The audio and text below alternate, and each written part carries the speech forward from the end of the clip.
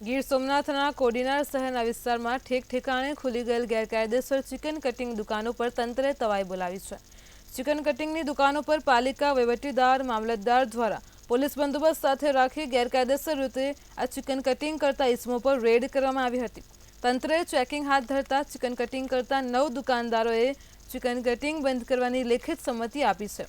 સંમતિ બાદ આજે એક દુકાનદારે દુકાન ખોલી ચિકન કટિંગ કરતા દુકાન સીલ કરાઈ હતી। શહેરી વિસ્તારમાં ચિકન કટિંગનો વેસ્ટ ખાઈ શ્વાનો હિંસક બન્યા ત્યારે થોડા દિવસ પૂર્વે જ શ્વાને માસૂમ બાળકને ફાડી ખાધું હતું।